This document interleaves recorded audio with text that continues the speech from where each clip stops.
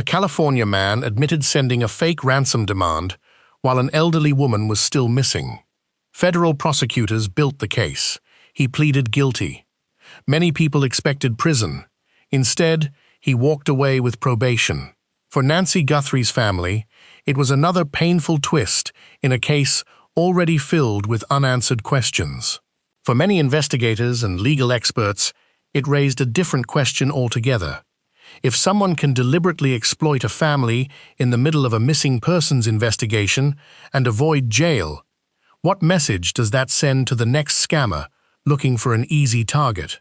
That debate has now become one of the biggest stories surrounding Nancy Guthrie's disappearance, and the more you look at the court records and the reactions from former investigators, the more complicated it becomes. Because this wasn't someone making an insensitive comment online. According to federal prosecutors, this was someone who allegedly inserted himself into one of the country's most closely watched missing persons cases while Nancy's loved ones were desperately searching for answers. To understand why the sentence has generated so much criticism, we have to go back to the days immediately after Nancy disappeared. The 84-year-old Tucson woman vanished from her home under circumstances that investigators have still not fully explained publicly. As local, state, and federal authorities searched for clues, Nancy's family pleaded with anyone who might know something to come forward. Every phone call carried hope. Every text message demanded attention. Every tip had to be investigated. Families in these situations often describe living minute by minute. One moment they convince themselves help is coming. The next, they're preparing for the worst. It's an emotional cycle that repeats itself every time the phone rings. Then, the ransom messages began. Some claimed Nancy was alive. Others claimed she had been kidnapped. One demanded payment through Bitcoin. Investigators couldn't afford to dismiss any of them immediately. Even if a message appeared suspicious, they had to determine whether it came from someone with genuine knowledge of Nancy's disappearance or from someone taking advantage of a family in crisis. Former investigators have often explained that this is one of the most frustrating parts of a major missing persons investigation. Every communication must be evaluated, because overlooking a legitimate lead could have devastating consequences. At the same time, every false lead consumes valuable time that could have been spent following real evidence. As investigators sorted through the growing number of communications, one message eventually led them to California. According to federal court documents, investigators identified Derek Colella as the person behind one of the fake ransom demands. Authorities say the timing was especially troubling. Shortly after Nancy's family publicly appealed for proof that she was alive, prosecutors allege Colella contacted members of the family, asking whether a Bitcoin payment had been completed. Investigators also say he placed a brief phone call to another family member only minutes later. According to prosecutors, the communication was designed to convince the family that he had information connected to Nancy's disappearance. But investigators ultimately concluded something very different. Federal authorities have never accused Colella of abducting Nancy or participating in her disappearance. Instead, prosecutors allege he saw an opportunity to exploit a highly publicized investigation for financial gain. That distinction shaped the entire federal case. Rather than charging him in connection with Nancy's disappearance, prosecutors charged him with transmitting a ransom demand in interstate commerce and using a telecommunications device with intent to abuse, threaten, or harass. Eventually, Colella admitted his guilt. For many people following the case, that guilty plea seemed to remove any doubt about what would happen next. The federal government had identified the sender. He acknowledged sending the communication. The family had already endured months of uncertainty. Surely a prison sentence would follow. But another surprise was waiting. Under a plea agreement, prosecutors recommended probation instead of incarceration. The recommendation immediately divided public opinion. Some legal observers pointed out that plea agreements are a routine part of the federal justice system. Prosecutors weigh sentencing guidelines, criminal history, and the likelihood of securing a conviction at trial. A negotiated guilty plea often resolves a case more efficiently than lengthy court proceedings. Others saw the recommendation very differently. Former homicide prosecutor Matt Murphy became one of the agreement's most outspoken critics. Murphy argued that targeting the family of a missing person during an active investigation deserved far more serious consequences. According to him, this was exactly the kind of case where prosecutors had an opportunity to discourage future scammers from exploiting vulnerable families. His concern extended beyond Nancy Guthrie's case. Internet scams have become increasingly common, but Murphy argued this situation crossed a line because it involved people desperately waiting for news about a missing loved one. In his view, anyone willing to prey on that kind of grief should expect significant punishment. Retired Police Lieutenant Randy Sutton also criticized the broader impact of fake ransom communications. According to Sutton, every fraudulent message forces investigators to stop and verify whether it might be genuine. Detectives have to examine digital evidence, interview witnesses, and determine whether the sender possesses information that hasn't been released publicly. If the communication turns out to be fake, those resources are gone. Meanwhile, the real investigation continues. That's why many investigators consider these crimes far more damaging than the public sometimes realizes. They're not simply cruel. They can interfere with an active search for a missing person. Then another development added even more confusion. Reports indicated that the FBI had determined several ransom communications connected to Nancy's case were fraudulent, including one claiming she had died after being kidnapped. But questions remained about whether every communication had been fully explained publicly. That uncertainty sparked fresh debate. Were all of the ransom messages connected? Were there multiple scammers operating independently? Or were investigators still examining communications they weren't prepared to discuss? Those questions would become even more important as new details from the federal case emerged, and as the court prepared to decide whether the man who admitted sending one of those fake ransom demands would spend a single day behind bars. As the sentencing hearing approached, many people believed the outcome was becoming predictable. Derek Colella had pleaded guilty. Prosecutors had laid out the evidence. His communications with Nancy Guthrie's family had been traced, and according to court records, he admitted responsibility for sending the fake ransom demand. For many observers, prison seemed like the logical next step. Instead, the recommended sentence became one of the most controversial developments in the entire case. Under the plea agreement, prosecutors recommended probation rather than incarceration. The recommendation immediately divided legal experts, law enforcement officials, and members of the public who had followed Nancy's disappearance from the beginning. Some argued that the federal justice system works very differently than people expect. Not every felony conviction results in prison. Federal judges consider sentencing guidelines, a defendant's criminal history, acceptance of responsibility, and several other factors before deciding on a sentence. Plea agreements are also common because they avoid lengthy trials while guaranteeing a conviction. From a legal standpoint, the recommendation wasn't unprecedented. From an emotional standpoint, however, many people struggled to understand it. Former homicide prosecutor Matt Murphy was among those who openly criticized the agreement. Murphy argued that this case deserved a stronger sentence because of the unique harm it caused. According to him, this wasn't simply another online fraud case involving anonymous emails or fake text messages. Prosecutors alleged that Colella intentionally targeted people who were desperately searching for an elderly family member who had vanished without explanation.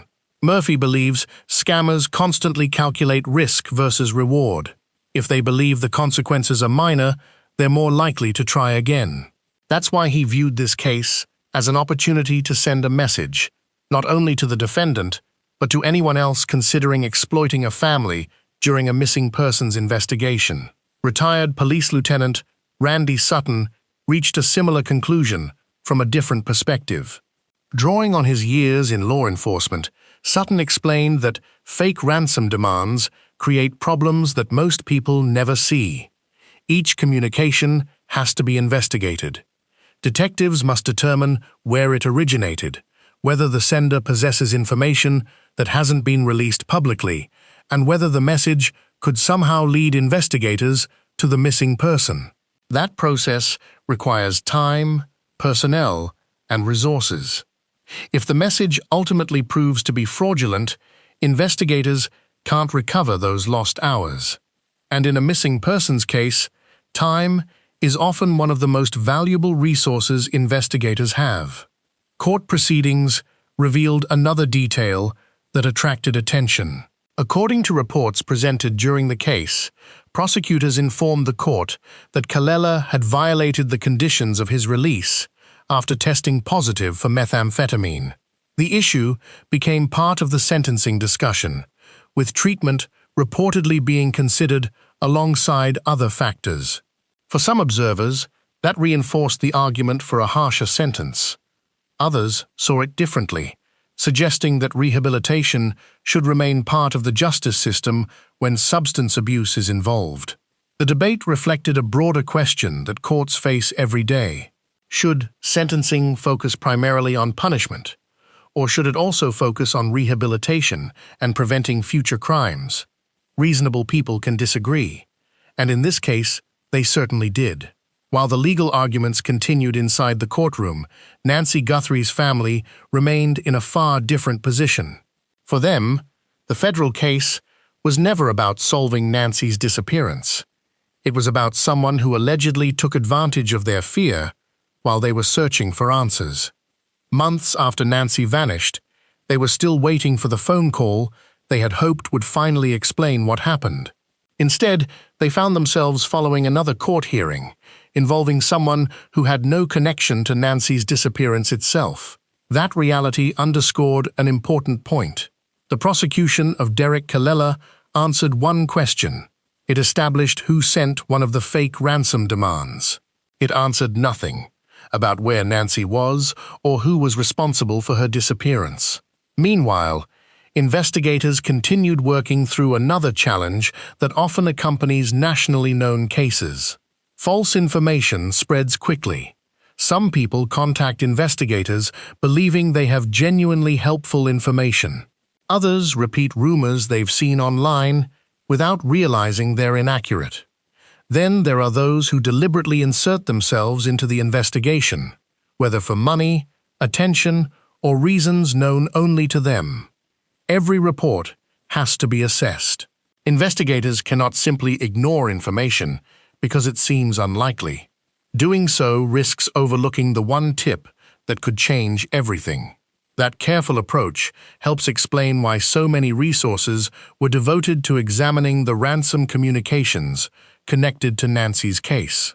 Authorities needed to determine which messages were legitimate, which were fraudulent, and whether any contained information that only someone involved in the disappearance could know. Eventually, investigators concluded that Derek Kalella's message belonged in the last category of people trying to exploit the investigation rather than solve it. But as officials continued reviewing other communications, another question lingered. If one scammer had successfully inserted himself into the investigation, could there have been others who were never identified? And as that question remained unanswered, the focus slowly shifted back to the mystery that had started it all. Because despite the guilty plea, the courtroom arguments, and the controversy over probation, the central question in this case had never changed. What really happened to Nancy Guthrie? Although the federal case against Derek Kallela appears to be nearing its conclusion, the investigation that matters most remains exactly where it has been for months. Nancy Guthrie is still missing. That is the reality investigators return to every time another court hearing ends or another headline fades. The guilty plea answered one important question about a fake ransom demand, but it did nothing to explain how Nancy disappeared or who may be responsible.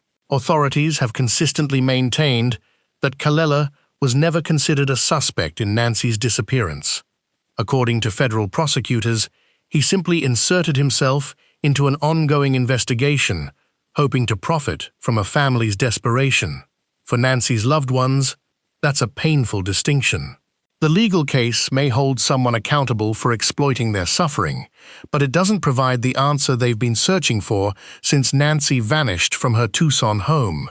Former investigators say cases like this often become even more difficult as time passes. Public attention begins to shift. News stories replace old headlines. Witnesses' memories fade. Potential evidence can become harder to locate.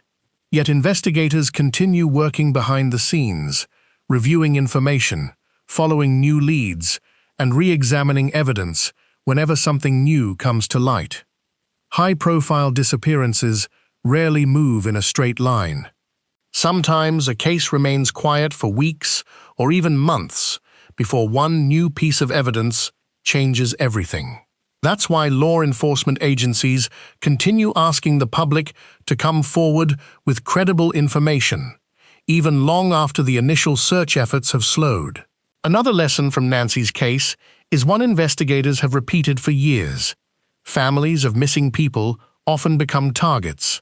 Scammers know emotions are running high.